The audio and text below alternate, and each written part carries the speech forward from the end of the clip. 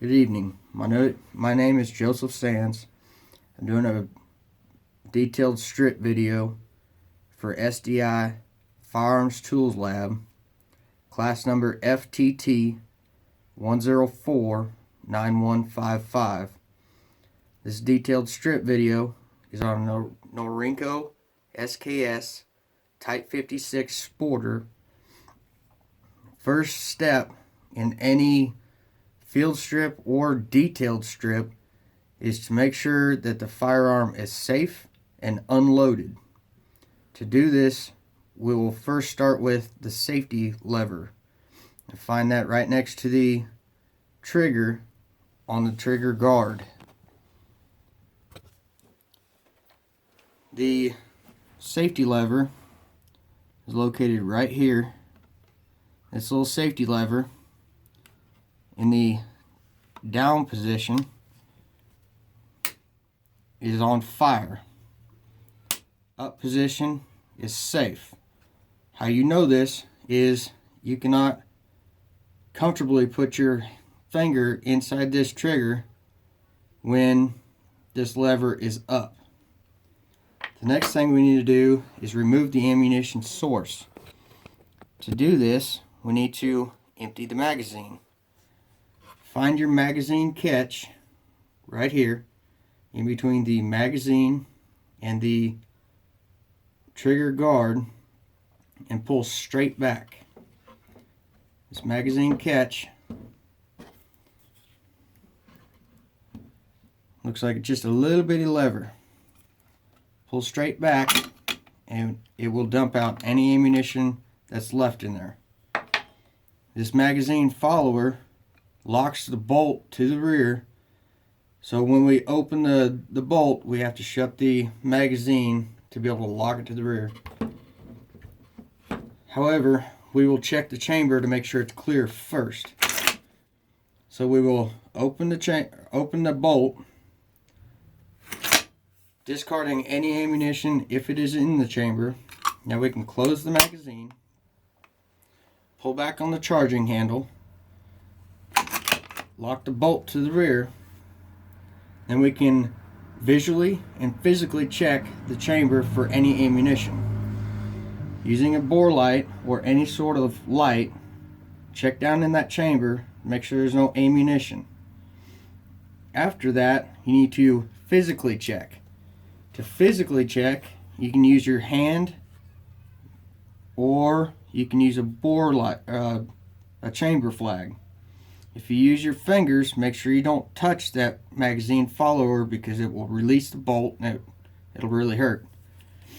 So using a chamber flag, I can visually check with it inside the chamber. There is nothing in there.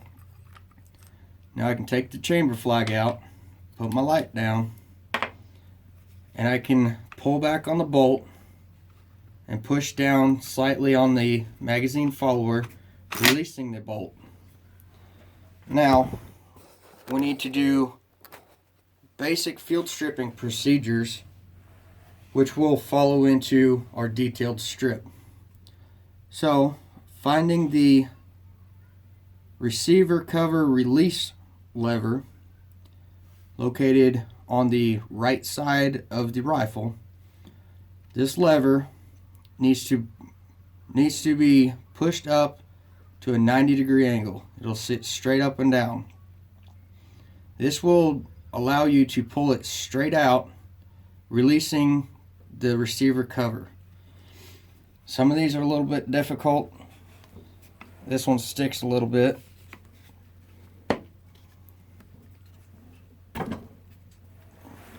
Now that's at a 90-degree angle, holding your receiver cover down and slightly forward because of the recoil spring, you can wiggle this pin straight out until it stops. After it stops, you can twist it around to make sure that it's loose. You know it's released. Now we can push straight back and up, releasing the receiver cover. Next thing is the recoil spring. Pull that recoil spring straight out. Now the charging handle on the bolt carrier, pull it straight back, pull your carrier, and now your bolt. Next, we need to find the gas tube release. Gas tube release lever is right here. This little lever will come straight up till your first click, or this little indent, stops right here. That will release the gas tube and your gas piston. And then after that we will pull the you can call it a second piston. It's actually an extension pin, or there's another name of it. I can't think of it right off the bat. So the easiest way to do this is to take the blunt end of your firing pin, and there is a small groove or a small hole right here. That will give you enough leverage to pull this up. Sometimes you don't need that. So just like this. If you push it up till it locks on that first, or that last little indent, there's this locking bar that moves. Let's see if I can get it. Hold on. This little locking bar will release your gas tube and gas piston. Gas piston, gas tube. Now, pushing slightly back on that little circular deal, your gas piston extension, if you want to call it that, pushing slightly back on it, we can push this lever the rest of the way forward or up, releasing that. Piston extension spring. Keep them together as a unit. Now, field stripping procedures are complete. Moving on to the rest of the detailed strip. Remove the stock from the receiver. To remove the stock from the receiver, we need to ensure that the trigger is in the safe position, and using an item such as a cleaning rod, find the release button located at the rear of the trigger guard. This little release button, when you push it in, will release the trigger assembly from the rest of the receiver, allowing you to remove the semi-convertible, if you want to call it, magazine box. So, grabbing both sides of the rifle, we need to take our cleaning rod, put it inside that button, and push, and it will click when it is released.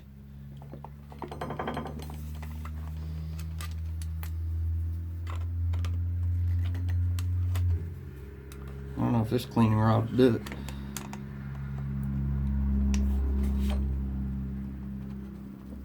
Hold on. You can use a screwdriver too. Sometimes it's easier. If you use a screwdriver, use a Phillips head, because there's a little hole that you can put that Phillips head inside that little button and push it. Sometimes they're a little bit difficult.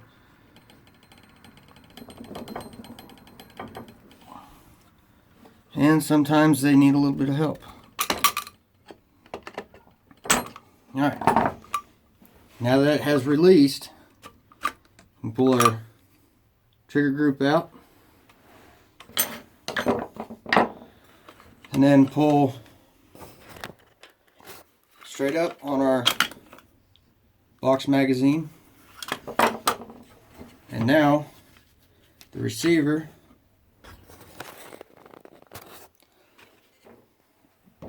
will split off from the stock. This is fully detailed stripped. There's one other step that you can do, I haven't figured out how yet, is to remove this little pin for your gas block, for I think would be considered your rear gas block, and then this pin to separate the rest of the receiver from your barrel. On this one, this pin, let's see if I can get a better gander at it, located right here. It's kind of difficult to see. Anyway, in between here and here is more like a wedge pin. This pin, I've tried driving it out and it won't come out. So maybe it doesn't come out, I'm not real sure. But this is fully detailed stripped. So let's put this back together. Starting with our stock. Our stock has a small groove. It has to fit straight into that, kind of at an angle. Here, let me show you this. This is the button I was talking about. There's that little hole. If you fit your screwdriver into that hole, it'll give you a little bit of leverage and you can push it. Alright, let's put this back together. Starting with the stock, nose first. Now we can push the stock straight down. We can take our tubular box magazine, and there's a little lever on here that you gotta line this little beak on. Sometimes it's easier if you start with stock off. That magazine can be a pain. So we'll stick our magazine on there, fitting straight in that groove, just like this. Push straight down. Magazine is on. Slide this straight into there. Clamp it together. Take your trigger group, and for the sake of showing you, there's two little pins and two little grooves right on the back side of this magazine. I'll show you in a minute. Those little guys. This trigger group has to go straight in there. At the same time, that's got to get out of the way. So it'll start at an angle, and of course you won't be able to do this without the stock on, or with the stock on. But it's supposed to ride right into that channel. So, putting the stock back on.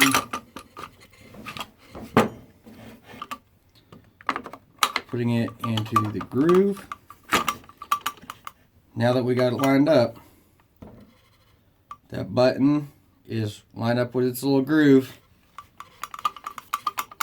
Push straight down, clamps into place. It's on. Okay. Next, we will take our little plunger or piston extension, whatever you want to call it. Take that little thing and we will put it straight back into its little hole, making sure our lever is straight up and down, allowing our piece to go in there. Now you're going to have to push it in and hold it while you lock it down. So I like to take my little gas piston, holding it firmly, not allowing it to go anywhere.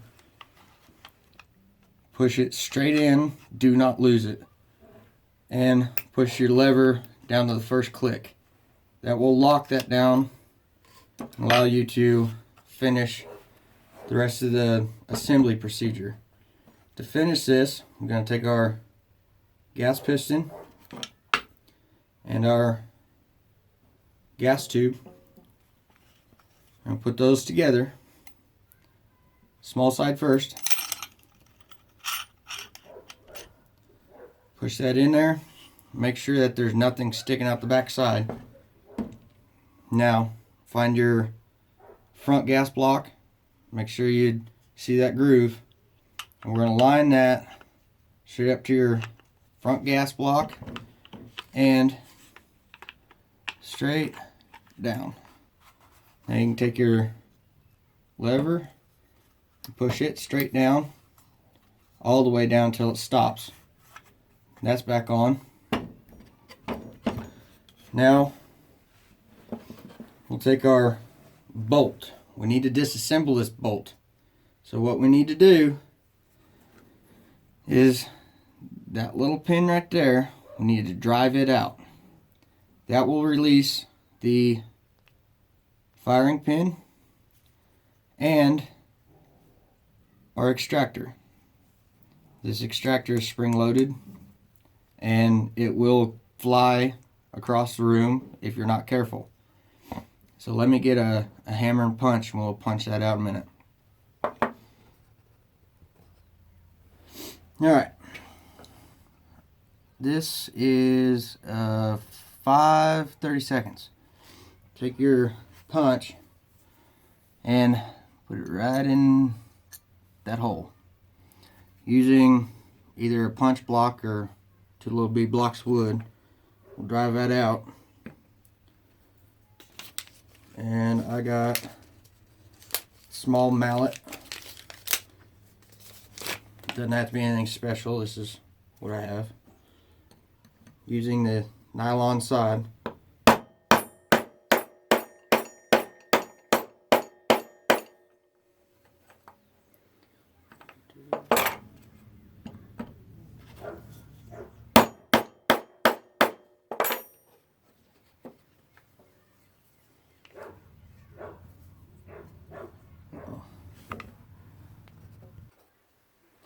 Okay, I actually had to step it down to 1/4. I don't know if you can see that. The numbers on it are PP-418. Alright, I got the pins started, so I just got to finish driving it out. Line up my little blocks. Use the nylon side, the little black side. Pin. I don't know if you can see that. This little pin has a flat spot on there. Underneath that flat spot is where the firing pin actually moves. So when we put that back in, we need to make sure that flat spot is towards the down side. And on this, there's a rounded side which follows the contours of right back here. Okay, we got the pin out. Now firing pin. Now extractor. Push back on the extractor and straight out, releasing extractor, extractor spring. This bolt is fully disassembled. Now to put it back together, take our extractor spring, put it back into the extractor, lining it up on the extractor's little groove. Gently put it in there, put your finger over the spring itself, push straight back, and lock it in. Now, our firing pin has 2 small grooves, 2 bigger grooves. It's got a blunt side and a sharp side. The sharp side has to go through that little hole. The blunt side is the back. So we need to line up whichever, it doesn't matter which groove. One of them has to be facing up, one of them has to be facing down. So we'll put that back in, make sure we can see through the hole. I don't know if you can. Okay. Anyway, make sure that you can see through the hole and you cannot see any rounded spot through that hole. Now we can take our pin, make sure we get the flat side down. Go ahead and start it. Have to move it around if you need to, using a small pair of pliers. Get that lined up. Then you can take the hammer. It doesn't take much to put it back. Anyway, get it put back in, and then your bolt is back together. Of course, I wasn't holding my extractor, so it fell out. Now we'll set it down and hold your extractor down so you don't lose it. Make sure the firing pin is loose when you do this. If it'll move back and forth, you got it in right. If it don't move back and forth, don't force it. Pull your pin back out and start over. Make sure it moves. Make sure your flat spot is straight up. Get that oriented right. Like I said, if it fights you, don't force it. Small taps.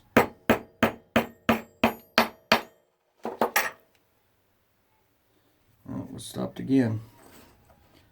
So we'll drift that back out, start over.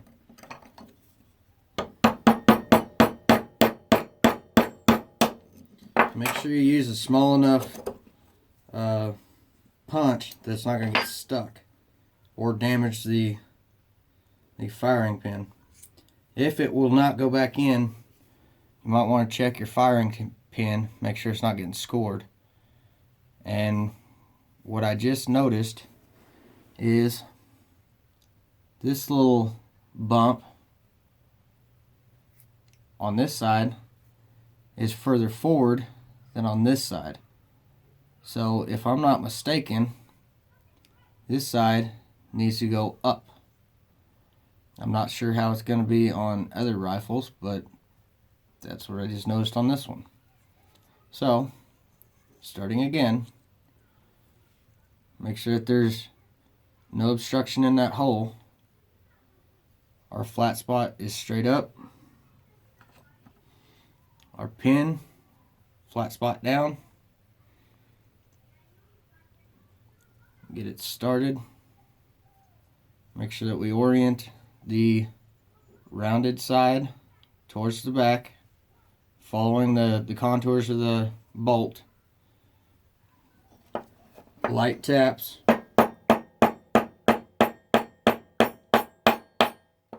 Make sure it don't hit nothing. That one's. And you may have to pull it back several times to make sure that the firing pin stays the way that it needs to, flat spot up, because it will jump around.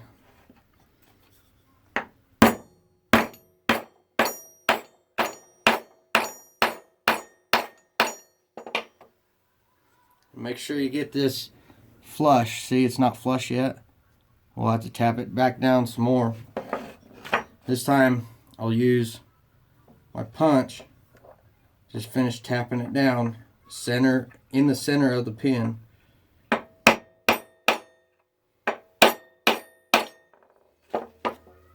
Okay. See, now that pin is flush with the surface of the bolt right here. Now we check our firing pin. Make sure we got good motion. So we know it's loose. We know it works. Pull back on the extractor. Make sure it works. Okay. Now we can take our extractor, or our bolt, and our bolt carrier. Line these two up together. Now when you put this back in the receiver, there is right here your hammer. It will put pressure on that bolt, not allowing it to line up with these grooves right here. There's grooves on the sides of your carrier that have to line up with the grooves on the side of the receiver. So I'll do it at a weird angle hopefully and show you. When you put this in, put it straight in, push down, slide forward until it stops. That's going to be the magazine follower right here. Push slightly down on that magazine follower and it will release the bolt, allowing it to slide forward. Now that that's slid forward, last couple of steps are very easy. Take your recoil spring. I don't know why they do this, but make sure that the straight side goes in the back of the bolt till it stops. The odd looking side always goes to the back. If you want to take this apart, it's really not hard. The hardest thing is keeping it from springing out everywhere. Pull back on your spring, releasing the keeper. I gotta go grab it. It looks just like this, and it comes off your I don't know what that's called. It's probably a magazine follower catch, or not that, recoil spring catch bar, whatever. Anyway, put that back together. I'll go eat that piece a minute. Okay, that piece that got dropped is this little U-shaped washer thing. Alright, put it back together. We'll take our recoil spring, hold it at a downward angle, it's easier.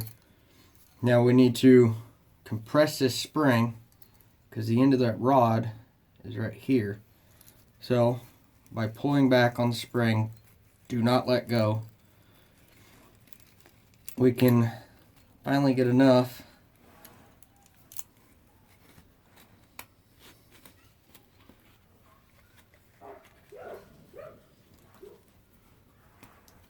okay. Now we got some rod. Take this little washer, put the groove in there and slide it up, and slowly release that recoil spring. Okay, now this recoil spring goes in there. Take your receiver cover, put it straight down. Then from there, make sure your pin is all the way out and slide this forward. Make sure it's flush on the back. Put our pin at a 90-degree angle and slide it in. Sometimes it takes two hands, sometimes you have to tap it in. Okay. Make sure that it is flush against the receiver. And then push it straight down until it locks. Now, I don't have any snap caps or dummy rounds to functions check this. However, I can pull this bolt back, make sure that there's nothing in the chamber. We'll even open up the magazine, make sure it's empty. And now I can make sure everything functions right. It's not wise to do a dry fire on this. However, you can, as long as the bolt is in. Make sure it's all working right. I only like to do a dry fire once if I have to make sure that the fire control group all still works properly. That is the detailed strip. That's it.